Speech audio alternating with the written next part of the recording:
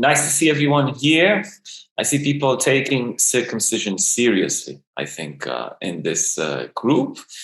Again, I urge you to open your videos, then Jordan and I would know if you're sharing our pleasure, which I hope there's going to be a lot to share today. Jordan, thank you for coming. So I'm holding your book, your new book on circumcision, which I had the pleasure to read. And as we do usually, commonly here at the IPU Library Talk, we're just going to chat, discuss. I've made some questions that were interesting to me.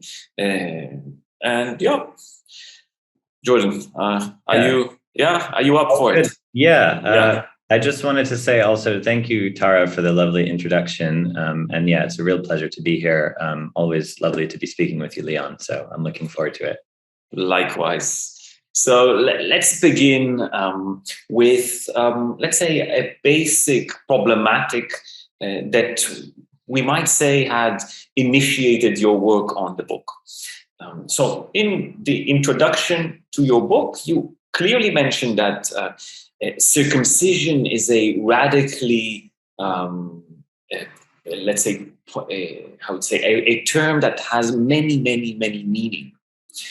And it means many things for many people, and it takes a central role in so many different discourses. And you write in your book, this is a quote, "Circumcision returns everywhere. In religion, medicine, identity, feminism, racism, gender theory, and also psychoanalysis." So what I want to begin with today is by asking you to say a few words on the particular vantage point that you chose to adopt in your research on circumcision. And also, if you could tell us, what do you think is the novelty that your perspective contributes to this ever-growing debate? Yeah, thank you for that. I think the first part of that quote is actually from Derrida, but the second part is what I discovered after, I suppose, having read Derrida and others commenting on circumcision kind of returning everywhere. So I guess, as I say in the introduction to the book, I think that the first thing to note is just it took a sort of subjective encounter with thinking about circumcision as something peculiar before I really appreciated that there was anything worth studying about it. So I come from the United States. Circumcision is practiced very routinely on babies, boys in hospital. And so for a lot of people, it's thought of as a kind of hygienic thing. So a lot of people don't really think much about it. It's just sort of the way things are done. And then, as I write about in the introduction, I had this encounter as a high school student with a group of people who were protesting against male circumcision and who saw it as a kind of mutilation. And it was that encounter, I think, that kind of stuck with me in some sense. And I thought, what was it about this experience that led these people to protest and see it as a problem? And what is it about circumcision that's even worth kind of giving any thought about? So that was kind of the seeds of it. And then I suppose as I developed an interest in psychoanalysis, I began to think there might be some way that we could, I guess, think the kind of bringing together of psychoanalytic thought and circumcision as a practice and as a thing that people have strong opinions about. So one dimension, I suppose, to answer your question that I was interested in is, why do people care about it? And what kinds of perhaps unconscious fantasies might be mobilized when people express their opinions about circumcision. So, for example, when people say that their masculinity or their sexuality has been wounded by the fact that they're circumcised, what are they kind of getting at, or what are they kind of expressing, and how might psychoanalysis help us understand what's going on there? So that's one kind of angle that I was looking at. But then another is was this question I was kind of putting to psychoanalysis, which is, if we think about circumcision as this unusual sort of inscription on the body, and something that what's quite striking is that circumcision is something that's been practiced in different kind of tribal groups around the world for centuries, for millennia. It's considered the world's oldest surgery, along with trepanning, the kind of, removing a bit of the skull. So this very old, surgery that lots of people, for one reason or another, have thought to practice for ritual reasons. If we kind of look at that and ask questions about what's going on there and what might it be signifying in some sense, how might that help us understand something about psychoanalytic ideas around the importance of the body, the importance of signification, the way in which something we could call gender is kind of produced socially, those kinds of questions as well. So it's sort of, how can psychoanalysis teach us about circumcision? How can circumcision teach us about psychoanalysis? That was my kind of wager or sort of interest in pursuing the question. Oh, yes, fantastic. I really abide by this idea that, especially when we concern ourselves with cultural questions, the role of psychoanalysis is not only descriptive. It's not only the way to describe these phenomena, but also to learn something new from them. So I really agree with your approach here, and I think you've implemented it wonderfully in the book. So let's get to business. And we're here to talk about psychoanalysis and the psychoanalysis of circumcision. And one of the most fascinating chapters in your book concerns a variety of canonical interpretations of circumcision in the history of psychoanalysis. So I would like to discuss this chapter with you at length. I think it would be very valuable for our listeners today. Great. So, I mean, maybe the first question, the most basic one, would be the question about Freud.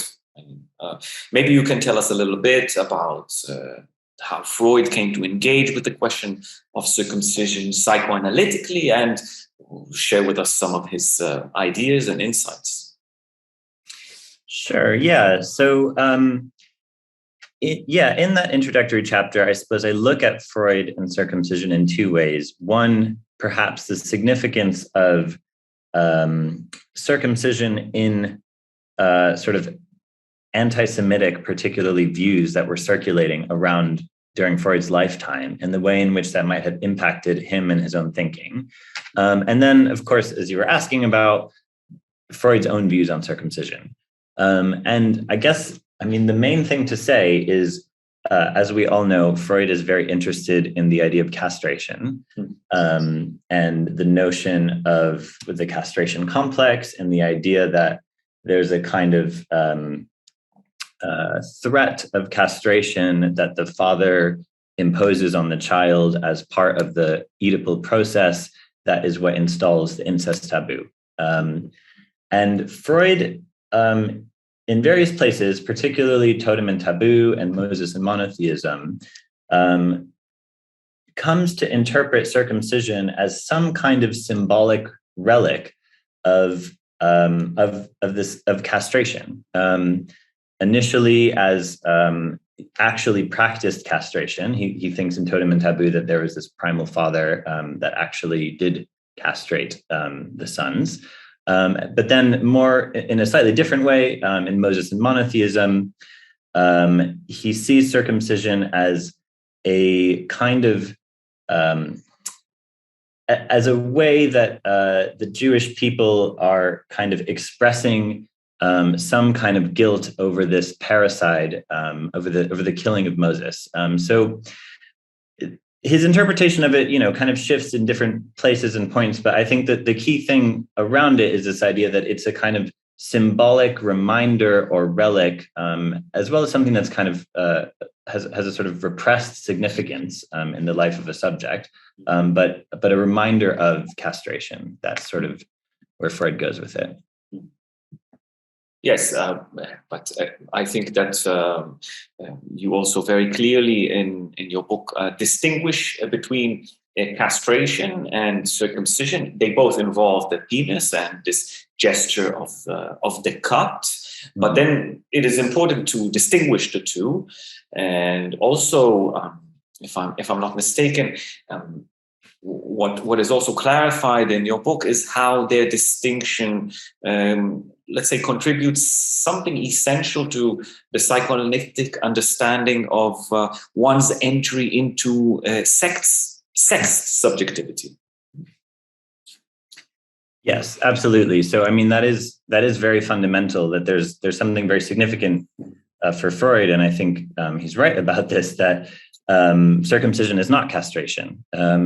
It's a mark. It's some kind of cut, but obviously it's not the same thing. And then that opens up onto questions about, in a more, we could say, Lacanian register, what might circumcision as a form of initiation, what might its significance be as a wound that is not the same thing as a castration, but has some kind of stands for some kind of entry point into a group, into society, into language.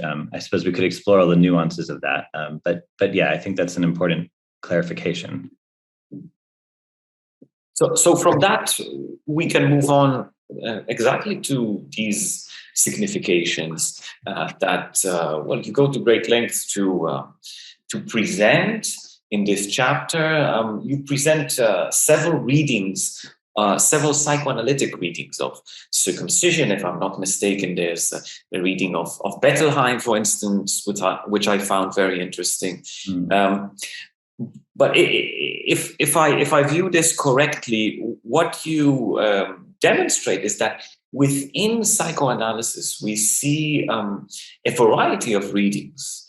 On the one side, seeing circumcision as a form of protection against the feminine, and as you said, a consolidation of one's masculinity.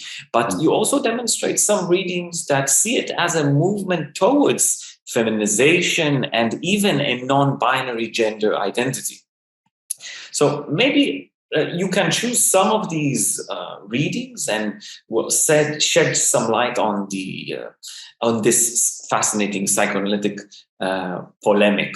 I mean, it would be nice to introduce the listeners to these ideas and theories. Yeah, and I think you did really grasp what I was trying to get at by sharing and kind of going into these different psychoanalytic theories, which is something that the theorists themselves don't tend to comment on, as in, Theodor Reich and Bruno Bettelheim don't seem in conversation with each other. Mm-hmm. But basically, what I noticed is that every time a psychoanalyst writes about circumcision, some kind of question about what we could call gender sort of opens up. But somewhat paradoxically, sometimes the theorist kind of ends up on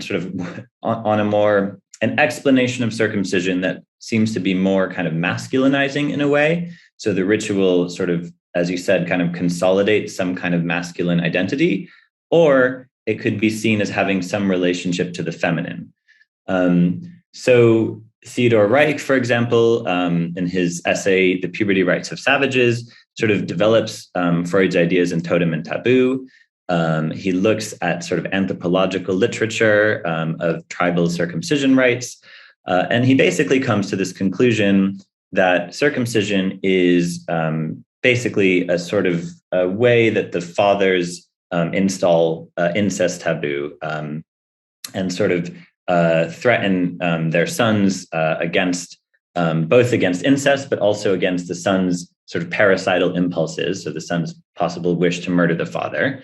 But that in so doing, they kind of consolidate a community of boys and sons, or a community of men. So there's something you could say kind of phallicizing about the procedure for Theodor Reich.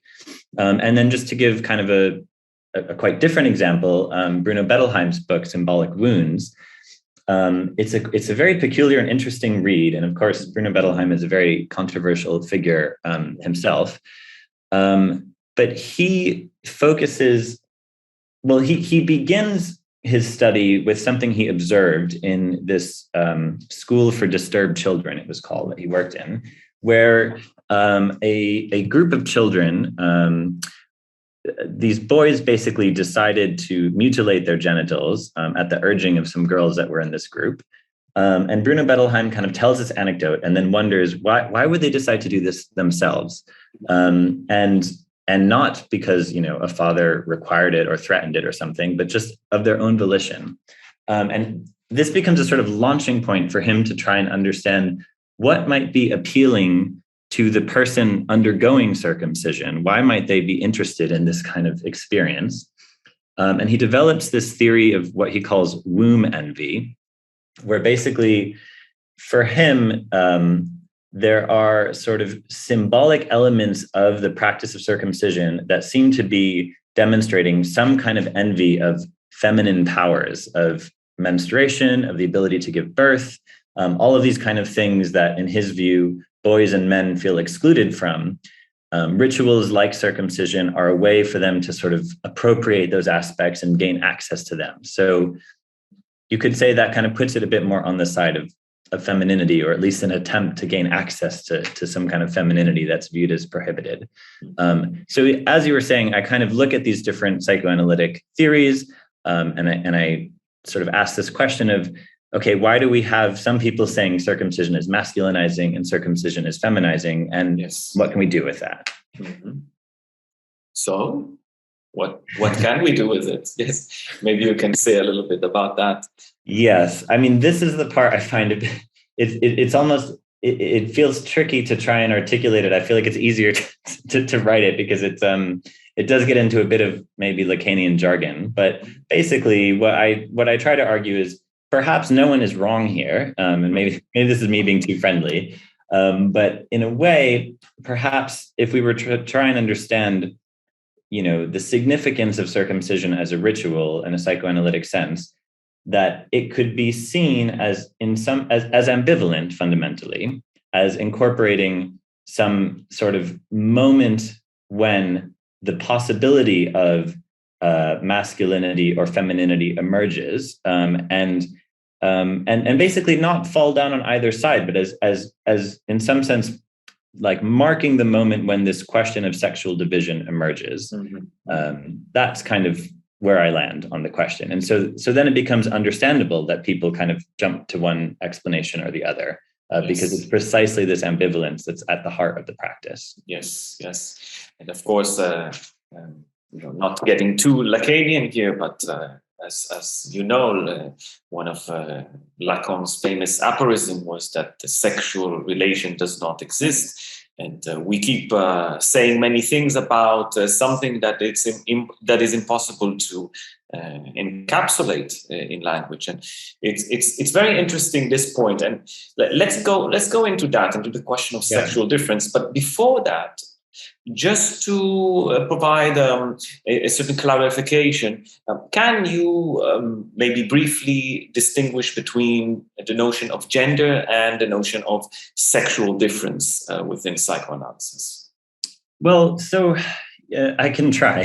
It's very tricky. I mean, gender, a lot of psychoanalysts would probably say, is not really a psychoanalytic term, although some psychoanalysts have really taken it up, especially since Judith Butler. But I would say, and what I say in the book is, gender tends to have a more sociological meaning assigned to it. So it's the ways that people perform or demonstrate masculinity, femininity, and I think we could very much incorporate non-binary and other kind of gender identities into this definition. It's the way in which this is sort of symbolically demonstrated to society. That's, I think, how we might define gender, or one way we could define it. Whereas sexual difference, to me, it's more to do with the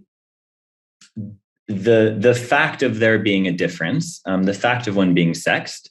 Traditionally, this is understood to mean, either male or female, but I think it's even more primordial than that. It's kind of the fact that one is not at one with oneself, right? That one is sexed in some sense, one is divided. I think that is what sexual difference is concerned with. And just to go back to that former bit, I mean, what's significant to me about circumcision as well, of course, is that it's a cut. It's a cut that enables all kinds of significations and ideas about gender or anything else, but at its very root is, something is removed or subtracted. And I think there's a similar idea at play with sexual difference. It's the idea of being cut or divided in some way. And that's why I'm kind of aligning the two. Mm-hmm. Mm-hmm. Yes, maybe we can discuss this thing that falls off in a few minutes. But I want to really focus on a particular quote from your book, and maybe delve a little bit deeper into the notion of sexual difference and get a little dirty, get a little Lacanian. Even no worries. I think we're among friends. I should say, because I know you are also, very much familiar with this terrain. If you have any elaborations or modifications to how I've spoken about sexual difference, I'd be interested to hear them. Okay, sure thing. But let's begin with hearing you on this one. This is what we're here to do today. And there's a very, very nice quote that I wrote down from your book. And you say, I have it here, circumcision draws a relation between the penis and negativity. It brings the sexual organ into a system of human representation by removing something from it, like resonating what you've just said right now.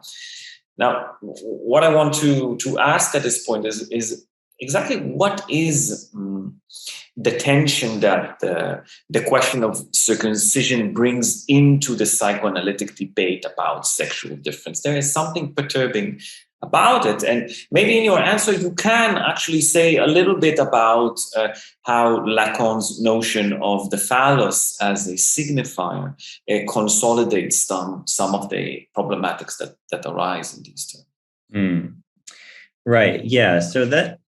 So what I find helpful exactly about circumcision and trying to think about it in relation to these Lacanian ideas of the phallus is, yeah, it's a procedure that does take place on the penis, on the male organ, but it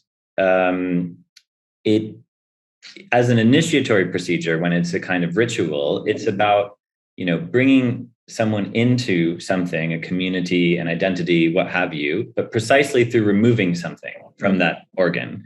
But that removal is a kind of signification. It's a kind of entering into representation. It means something.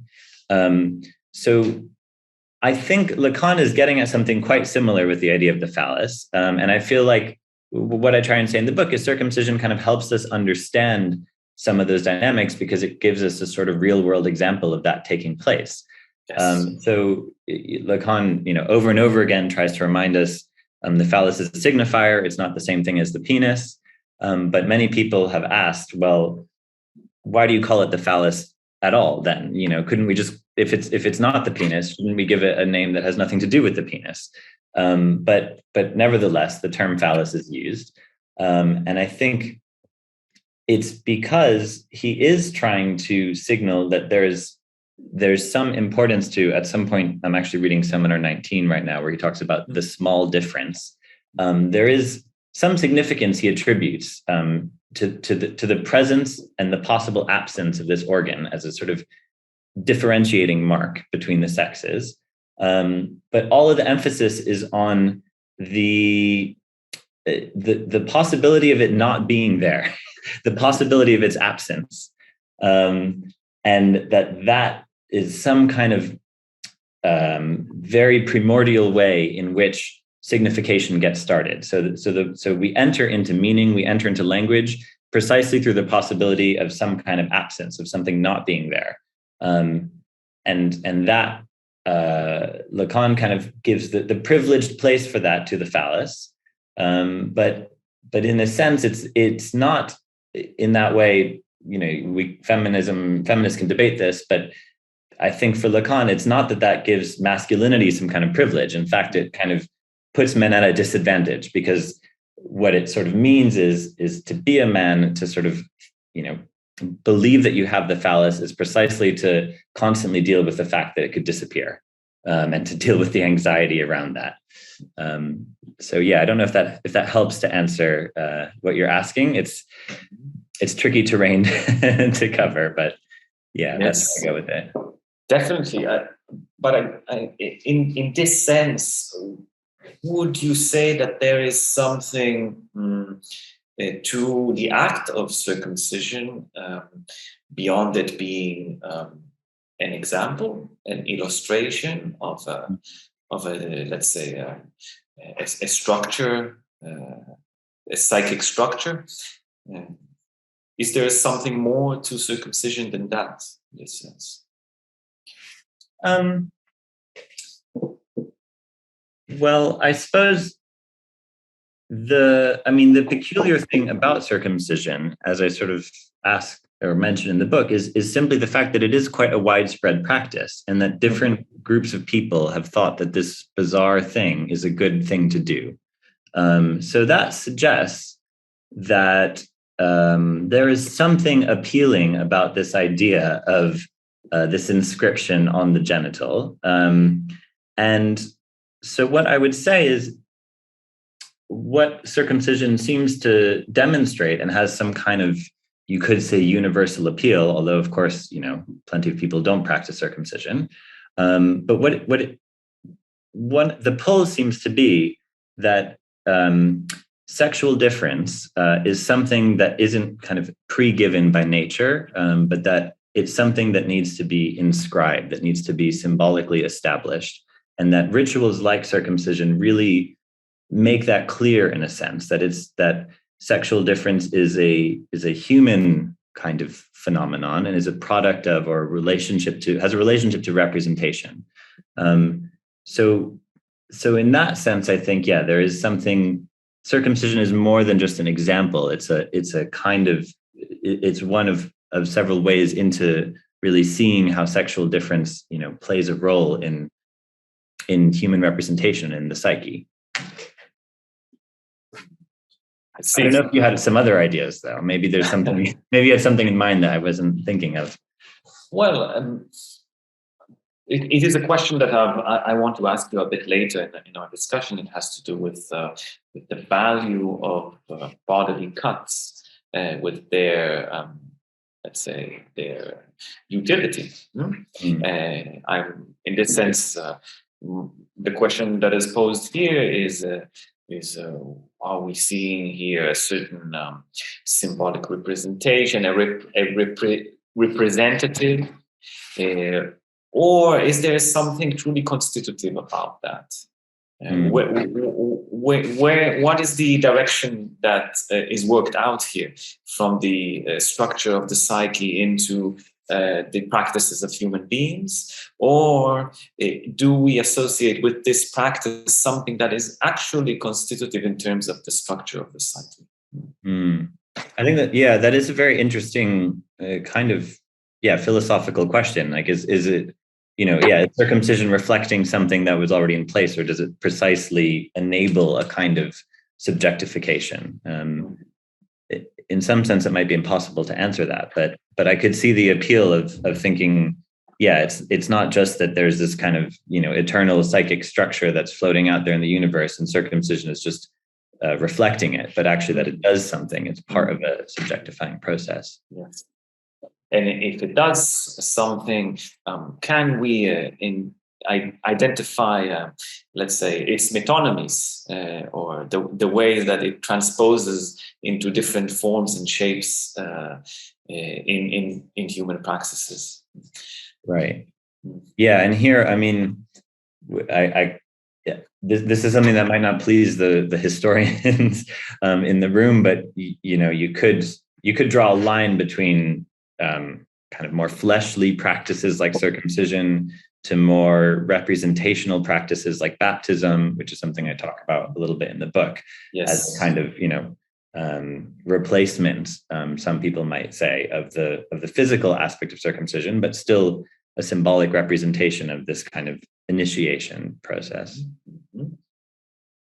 So let's get talking about history a little bit, because you do that in your book. You provide a very interesting historical account of the way that circumcision was central in a field of medical science, a medical discourse on circumcision, where circumcision was considered to be kind of a magic cure. This is how it seemed to me when I read the case presentations that you provide in the book. Also, some very interesting drawings there that you bring from archives.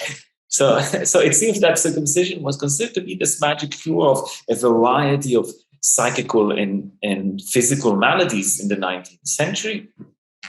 And I wanted you to maybe share with us a little bit about your findings on the history of circumcision as a medical intervention. And because you do not leave the reader there, you go from 19th century medical discourse to the discourse of psychoanalysis. So if you could also tell us how psychoanalysis provided, in a sense, an alternative frame of thought to what you call in your book the reflex theorists of the 19th century.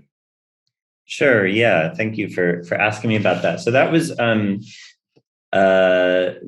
these are two chapters in the book that are the result of some time I spent in the medical archives, basically trying to understand how did circumcision go from a largely religious practice to a medical one, and particularly now one that's quite commonly practiced in the States.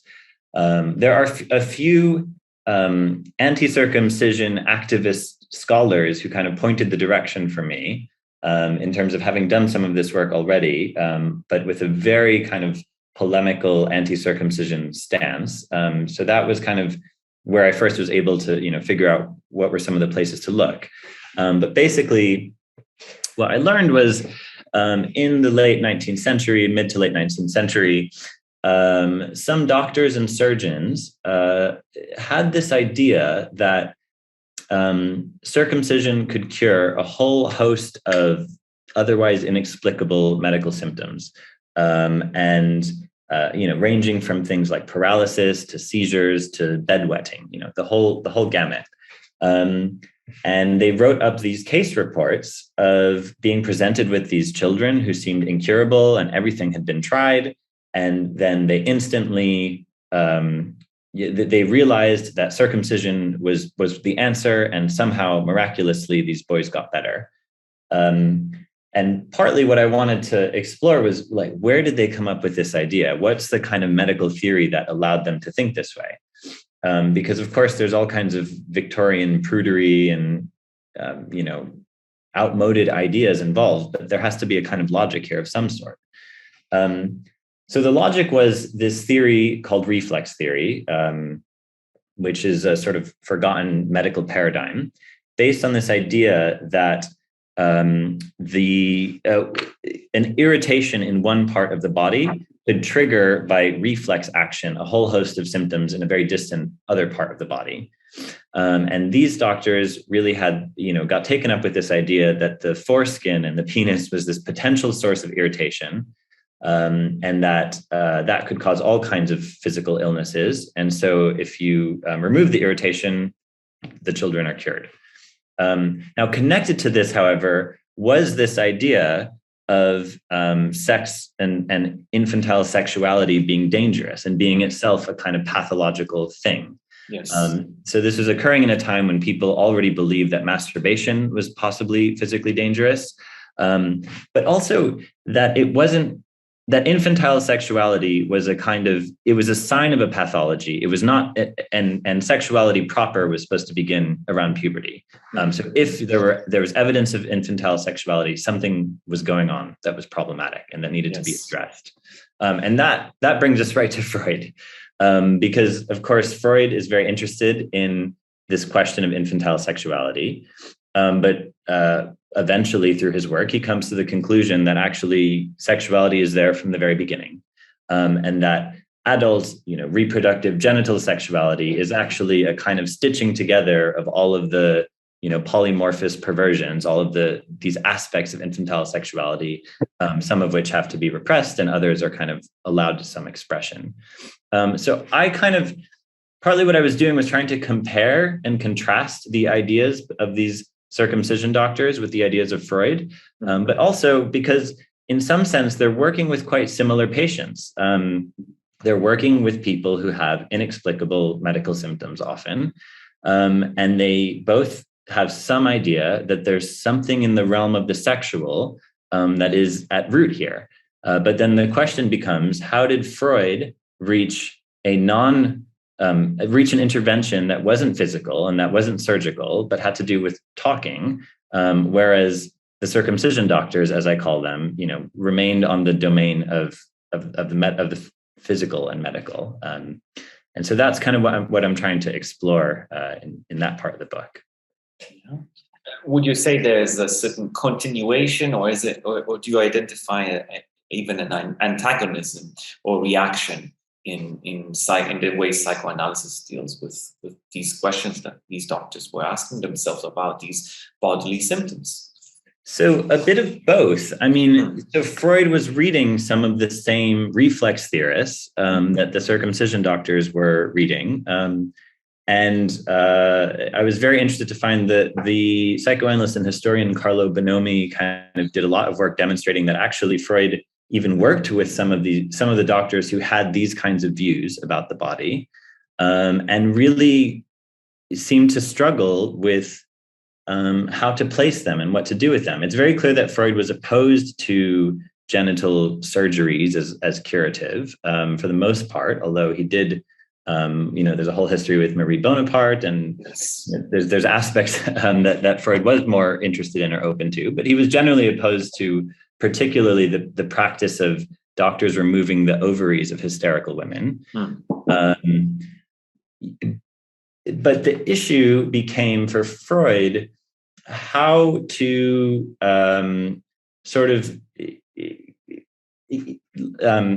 those doctors, basically the problem was for Freud, the doctors who believed that hysteria had a sexual origin were the kinds of doctors who would advocate these quite gruesome sexual surgeries. Charcot did not believe hysteria had a sexual origin. Charcot, Freud's mentor and someone Freud really valued. He believed there was a kind of psychological way of understanding hysteria. And Freud was very taken by this idea, but he couldn't ignore the evidence at hand that actually in hysterical symptoms, something sexual seems to be going on. So what I think Freud is dealing with in the early parts of the development of psychoanalysis is how to kind of reconcile this question of bringing sexuality into the frame without advocating sort of gruesome medical surgeries. And I think the way that he eventually reconciles these issues is precisely through coming up with this kind of with the notion of infantile sexuality and with a phantasmatic conception of infantile sexuality, and particularly by focusing on the role of memory and history in a patient's speech. He's able to understand that it's not about a kind of physical irritation that needs to be removed, but it's about something to do with subjective experience and subjective history that needs to be kind of put under the microscope. Yes, indeed, particularly in his seduction theory, as you present in the books. So it's some very important stuff. But it seems that this thesis that you're presenting here is quite unique and interesting, and it demonstrates a certain how would I say, the specter of circumcision in the history of psychoanalysis. That's exactly it. Yeah, that the specter of circumcision actually looms over psychoanalysis is something I was trying to put into the history in some sense. I see. So let's go a bit back in history. There is a very interesting chapter in your book that concerns St. Paul's notion of the circumcision of the heart. Now, you write about Alain Badiou, which is one of my favorite philosophers, I think. And I also read his book on St. Paul, which I found very interesting. So I enjoyed the chapter very much. But what you do in this chapter, in quite an intriguing way, you discuss circumcision in terms of the universal and the particular mark. As taking into account that circumcision is an act of exclusion that leaves a mark that distinguishes one's body from the body they were born with. So I was wondering if you can maybe tell us a little bit about this psychoanalytic reading of circumcision, and particularly what it teaches us about the relationship between the universal and the particular. Sure, yeah. So in that chapter, so Badiou basically is a big fan of St. Paul. Yes. The first thing to say. And he's a big advocate for the universal in a very much in a political sense. He sees universalist political projects as the way forward. And he grounds in this book on Paul. The key thing for Badiou is that St. Paul has this message of circumcision of the spirit. So St. Paul is preaching to his followers that when new people are coming to join this new movement of people who understand themselves as Jewish, but who are following Jesus, that they don't need to get circumcised physically, because there is something called spiritual circumcision that St. Paul refers to. And Badiou sees this as kind of exemplary of a universalist political project, because it's inviting everyone into the fold. And it's saying you don't need to subject yourself to this kind of marker of ethnic identity. All can participate in this project. And in some sense, he sees this as cutting against a divide between Jews and Greeks. That's how Badiou puts it.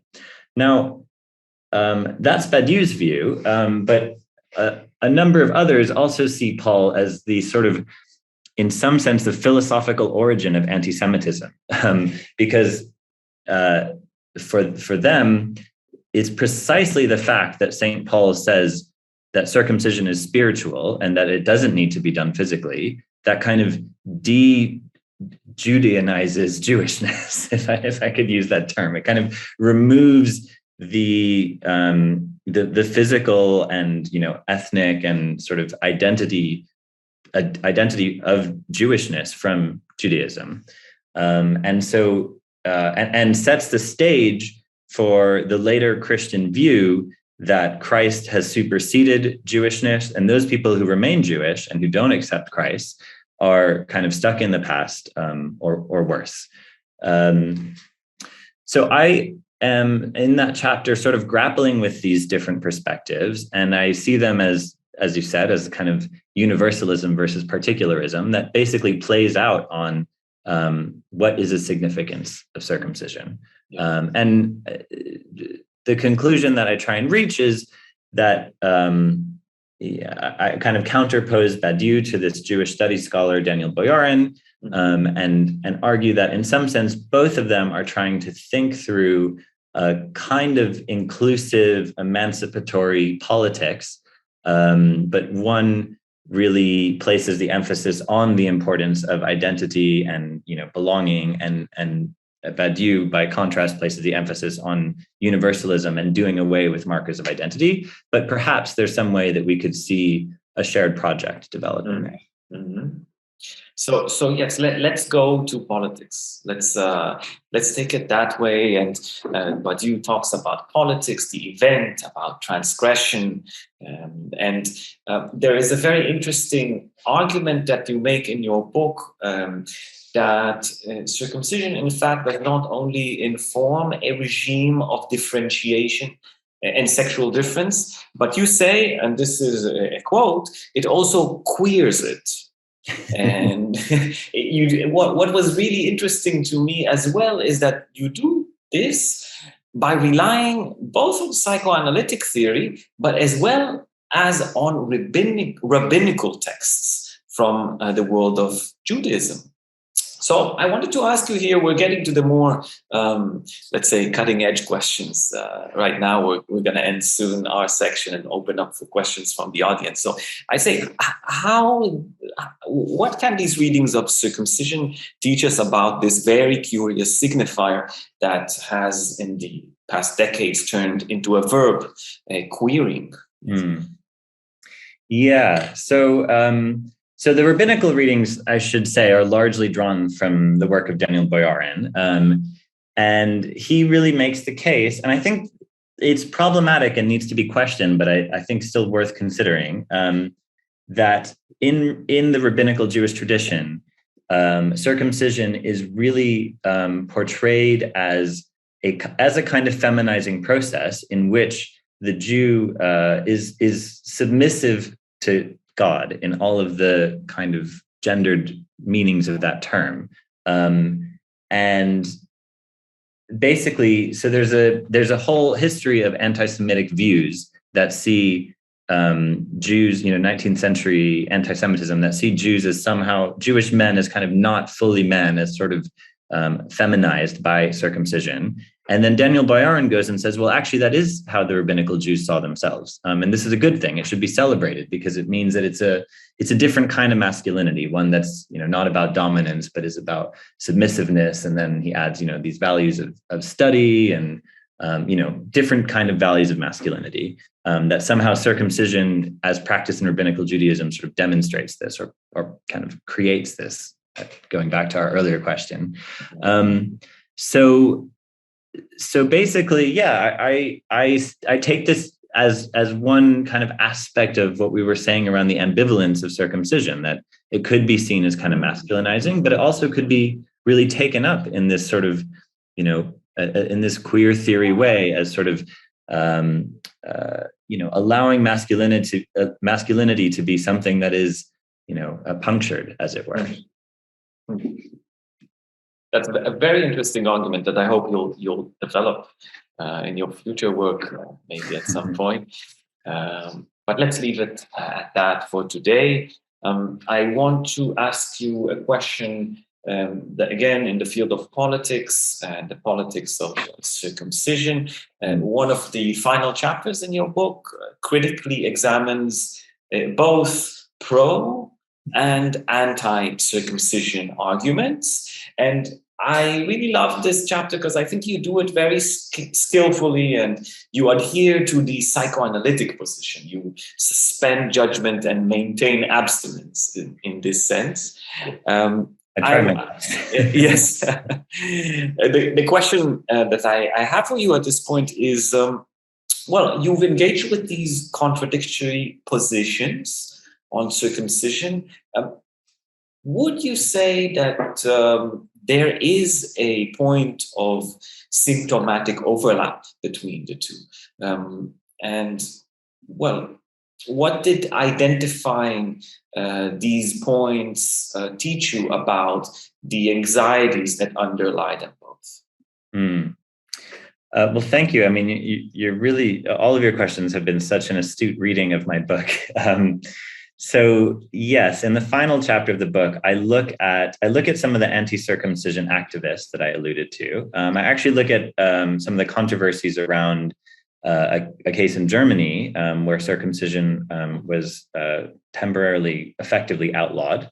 And I look as well at secular Jews and Muslims who practice circumcision and kind of ask this question of why, when they've abandoned or don't participate in other aspects of their religion, do they still view circumcision as important?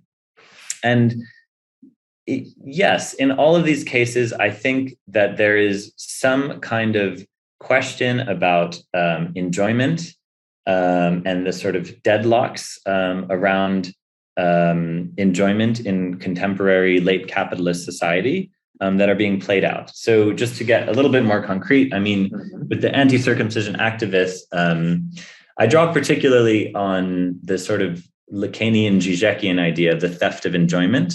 Yes. And basically the idea is that we live in a society where we're constantly induced to maximize our enjoyment. And this is a kind of late capitalist phenomenon where rather than feeling guilty for being transgressive and, rather than the kind of maybe more traditional society where we're supposed to follow the rules, we live in a society where we often feel like we're not enjoying enough. I mean, this is quite nicely captured in the term FOMO, or fear of missing out, that someone is having more fun, someone is getting more pleasure than me. And this creates a kind of psychological turmoil.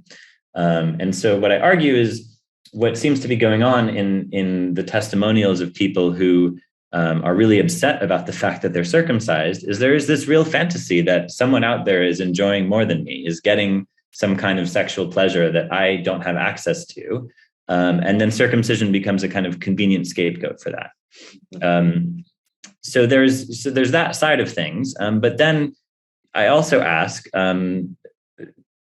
what is it about circumcision that seems compelling for people who don't have any real attachment to religion, but nevertheless, feel some sense of obligation, like I have to do this to my son because otherwise, everything is lost, and I have no identity. And I think in a similar way, there are these. It's to do with kind of the nature of contemporary society, that in this case, there's a sense of, well, we live in this unmoored world.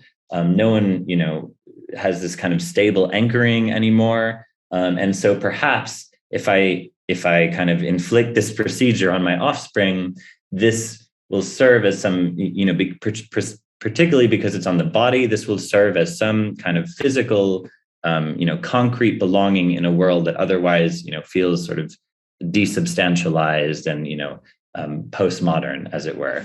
And so basically what I'm saying, and then there's kind of different other examples that I look at, but that in each case, circumcision and views on circumcision become a way to deal with anxieties that are more to do with kind of the modern world and our relationship to the big other, and those kind of questions that get played out on the male organ. Mm-hmm. On that theater. On that stage. Operating theater. Yes, exactly. So, last question for you, Jordan.